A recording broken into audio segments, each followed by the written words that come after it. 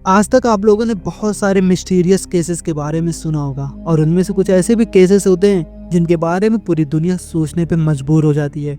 और उन्हीं सब मिस्टीरियस केसेस में सबसे ज़्यादा टॉप पे रहने वाला मौरा मुरे का केस, जो 2004 से आज 2024 तक अनसॉल्व रह चुका है। और ये केस आपके होश उड़ा के रख देने वाला है और आप भी सोचने पे मजबूर हो जाओगे कि आखिर में इस केस के पीछे का राज क्या था। तो केस को डिस्कस करने से पहले अगर आपको हॉरर एंड मिस्ट्री टाइप की वीडियोस देखना पसंद होगा तो सब्सक्राइब कर लेना इस चैनल को और वीडियो को एक लाइक कर देना। अब चलते हैं वीडियो की तरफ। आज के टाइम पे हमें क्या चाहिए होता है? एक अच्छी फैमिली, सिबलिंग्स और एक अच्छी लव लाइफ। लेकिन कभी कभी इतना भी काफ़ी नहीं होता है। कहते हैं कि लाइफ में प्रॉब्लम हो तो सॉल्व करने के लिए आपकी लाइफ में कोई तो लव वन होना चाहिए जो आपको समझे और सोल्यूशन निकालने में हेल्प करे। लेकिन कई बार ये बातें काम नहीं आती है और ना ही लोग। मौरा मुरे, जो कि अमेरिका के ब्रॉकटन में रहने वाली एक सीधी सादी लड़की थी। मौरा अपने 4 भाई बहन और अपने मॉम डैड के साथ एक अच्छी सी लाइफ जी रही होती है। मौरा की जो फैमिली थी वो रिच नहीं थी, जैसे एक मिडिल क्लास फैमिली होती है, उससे भी थोड़ा सा कम। इतना था कि वो लोग अपने बच्चों की एजुकेशन और फूड के लिए सारी चीज़ों का इंतजाम कर सकें। लेकिन कभी भी इनकी फैमिली वालों को ऐसा कभी भी फील नहीं हुआ कि वो लोग गरीब हैं, क्योंकि हमेशा से वो लोग ट्रैकिंग पे जाते थे और एक अच्छी लाइफ जिया करते थे। वो लोग एक हैप्पी फैमिली जैसे थे जो सोसाइटी के क्लास और महंगे ड्रेस, पर्स, शूज चीज़ों के चक्कर में नहीं पड़ते थे। वो लोग अपनी रियल लाइफ एक्सप्लोर कर रहे थे। अक्सर कैंपिंग करना, ट्रैकिंग पे जाना और वहाँ 1-2 हफ्ते स्पेंड करना। इतनी हैपनिंग लाइफ होने के बावजूद भी मौरा सिर्फ घूमने में ही नहीं, वो स्टडी में भी बहुत ज़्यादा अच्छी थी। और उसकी सिस्टर जूलिया बताती है कि वो हर चीज़ में आगे थी। स्कूल में जब भी टेस्ट होता मौरा के सबसे हाईएस्ट मार्क्स आते थे। और सिर्फ स्टडीज़ तक ही नहीं, मौरा एक्टिविटी में भी बहुत ज़्यादा अच्छी थी। मौरा ने फुटबॉल खेलना शुरू किया और कुछ ही टाइम में वो गर्ल्स की कैप्टन भी बन गई होती है। और साथ ही साथ मौरा ने नेशनल लेवल पे भी खेला था। मौरा की लाइफ बहुत ही अच्छी गुजर रही होती है और अब तो उसकी स्कूलिंग भी खत्म होने को आई थी।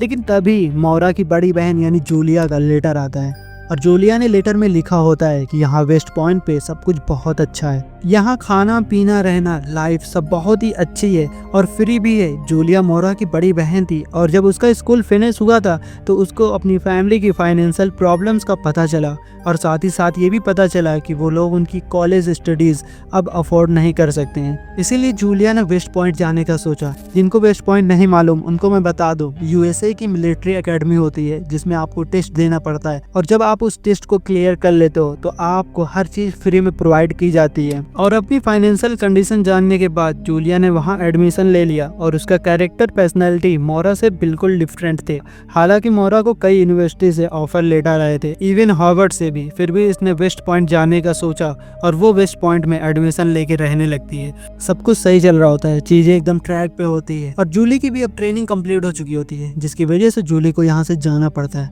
और यहाँ पे अब मौरा अकेली रह जाती है। और मौरा को कुछ भी सही फील नहीं हो रहा होता है और एक दिन जूली को कॉल आता है कि उसकी बहन मौरा ने एक $5 का मेकअप एक मार्ट से चुराया होता है। और जूली को यकीन नहीं हो रहा था कि मौरा इतनी एम्बिशियस काइंड लड़की चोरी कैसे कर सकती है। और मौरा की बहन जो जूली होती है वो मौरा से फेस टू फेस इस बात को पूछती है तो मौरा बोलती है कि हाँ, मैंने वो चीज़ चुराई है। तो जूली बोलती है कि आखिर में तुमने चोरी क्यों की? और मौरा जवाब देती है कि मुझे भी नहीं मालूम, मुझे उस टाइम क्या हो गया था ये मैं नहीं जानती हूँ और मैं अभी भी कंफ्यूज हूँ। और अब से मौरा बहुत ही ज़्यादा अजीब बिहेव करने लगी थी। वो लोगों से कटना शुरू हो गई थी और वो स्ट्रेस में रहने लगी थी।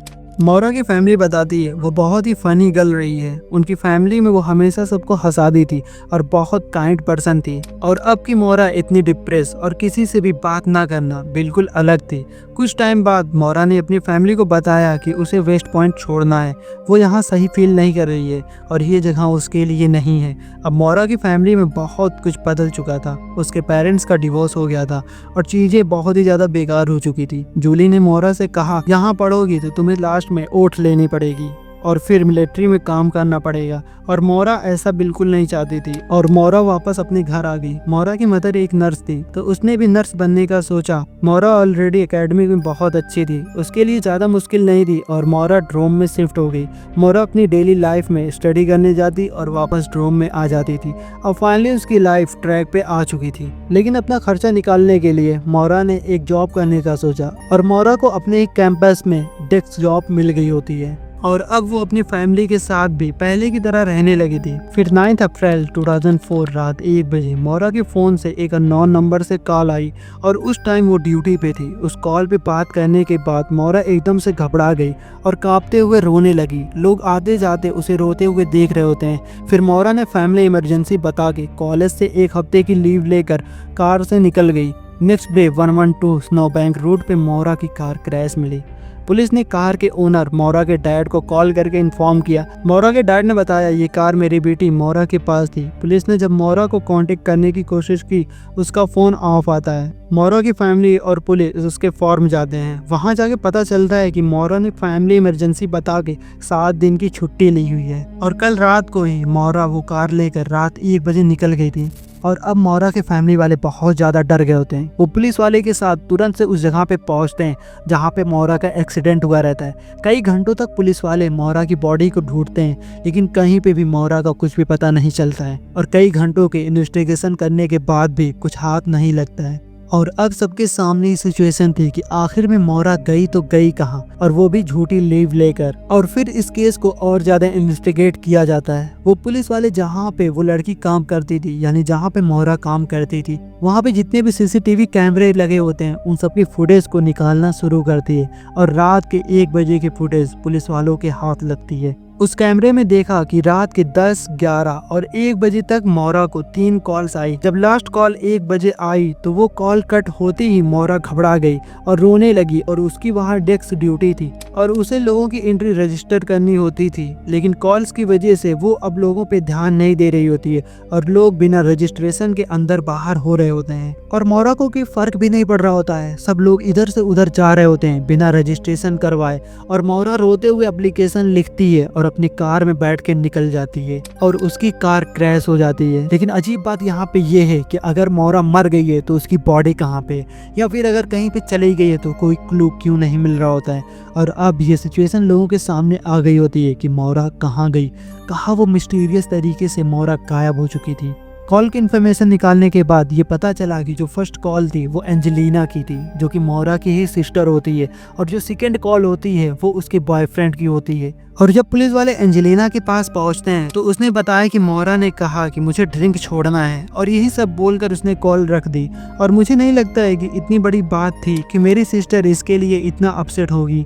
उसके बॉयफ्रेंड ने कहा कि मेरी जब मोरा से बात हुई तो वो बिल्कुल ठीक थी, वो जरा सा भी अपसेट नहीं लग रही होती है। और थर्ड कॉल की जब इन्फॉर्मेशन निकाली जाती है तो पुलिस वालों के साथ साथ पूरी फैमिली हैरान हो जाती है क्योंकि ये जो थर्ड कॉल होती है जो अननोन नंबर से कॉल आई होती है वो उसी ड्रोन से की गई होती है जहाँ पे मोरा काम कर रही होती है, जहाँ पे मोरा जॉब करती थी। लेकिन ये कॉल किसने की थी और क्यों की थी ये किसी को भी मालूम नहीं था। जब बातें बाहर आने लगी तो कई लोगों ने अंदाजा लगाना शुरू कर दिया। हो सकता है कि वो डबल डेटिंग कर रही हो और उसका सेकंड बॉयफ्रेंड ने कुछ ऐसा किया हो जिससे वो हर्ट हो गई हो, क्योंकि मोरा जब वेस्ट पॉइंट में थी तो वो अपने बॉयफ्रेंड से मिली, वहाँ वो रिलेशनशिप में आए, पर कुछ टाइम बाद उसके बॉयफ्रेंड ने मोरा पे चीट किया तो पॉसिबिलिटी है मोरा भी अब उस पे चीट कर रही हो, पर वो थोड़ा सीरियस हो गई हो। और बहुत टाइम तक इस केस को इन्वेस्टिगेट किया जाता है लेकिन कुछ भी हाथ नहीं लगता है और कुछ टाइम बाद इस केस को बंद कर दिया जाता है। लेकिन उसके बाद से कुछ ऐसी चीजें होती है जिसके बाद से इस केस को फिर से रीओपन किया जाता है और ये चीज मालूम चलती है कि मोरा के अकाउंट से $258 विड्रॉ हुए हैं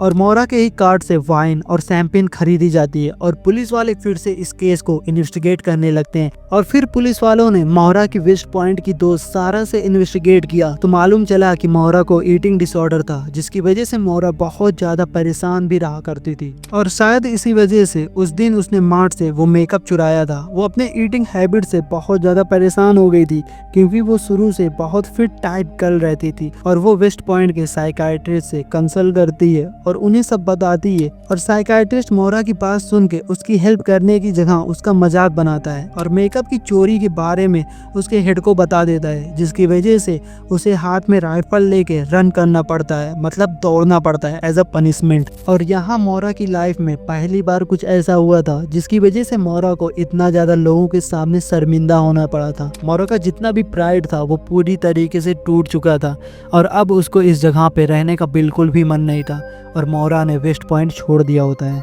लेकिन सिर्फ जगह छोड़ने से आपकी बीमारी खत्म नहीं होती है। और जब मोरा ड्रोम में पहुंचती है तो उसका ईटिंग डिसऑर्डर और ज्यादा बढ़ता रहता है और इसी वजह से मोरा ने एक लेडी का कार्ड भी चुरा लिया होता है। लेकिन मोरा उस कार्ड से सिर्फ खाने की चीजें ऑर्डर करती थी और उस लेडी के फोन पे मैसेज आने लगती है। वो घबरा जाती है कि इतने पैसे मेरे अकाउंट से क्यों कट रहे हैं। वो तुरंत पुलिस को इन्फॉर्म करती है और अगले टाइम पुलिस मोरा के डोर पे होती है।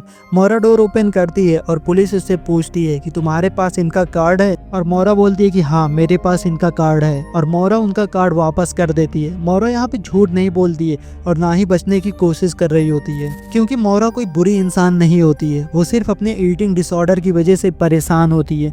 और वो जो लेडी होती है जिसका कार्ड मोरा ने चुराया होता है, वो भी ये सारी चीजें समझ रही होती है, लेकिन वो मोरा से कहती है कि मुझे ये अपने सारे पैसे वापस चाहिए, जिसकी वजह से मैं कंप्लेन कर रही हूँ, और तभी मुझे ये सारे पैसे वापस मिलेंगे। मोरा इस टाइम अपने सबसे ज़्यादा ख़राब पीरियड से गुजर रही होती है। मोरा किसी से भी बात नहीं करती है और ना ही अपने ईटिंग डिसऑर्डर के बारे में किसी को बताती है। उसको ऐसा लगता है कि अगर वो किसी को ये बात बताएगी तो उस डॉक्टर की तरह लोग भी इसका मजाक उड़ाएंगे और मोरा अपनी सेल्फ रिस्पेक्ट खो देगी, जिसकी वजह से मोरा ने ये बात कभी किसी को बताई ही नहीं। इतनी सारी चीज़ें जानने के बाद लोग ये तो समझ गए थे कि मोरा बहुत ज़्यादा परेशान थी, लेकिन वो कहाँ है अभी भी एक मिस्ट्री बनी हुई है।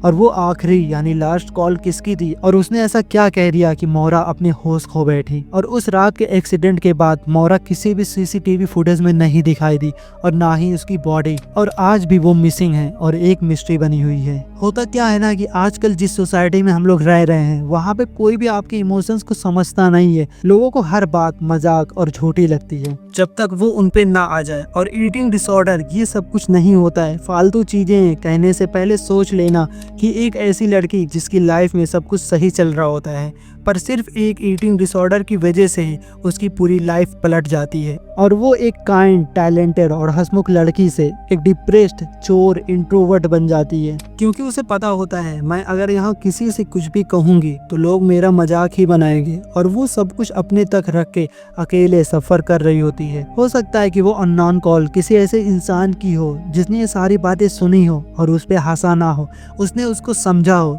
लेकिन वहीं पे ऐसा भी हो सकता है कि वो सिर्फ ऊपर से अच्छा हो, लेकिन अंदर से यानी मोरा के मिसिंग होने के पीछे उसी इंसान का हाथ हो।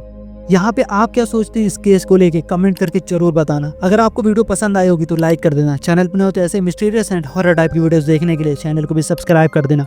मिलते हैं किसी नेक्स्ट वीडियो में, तब तक के लिए बाय।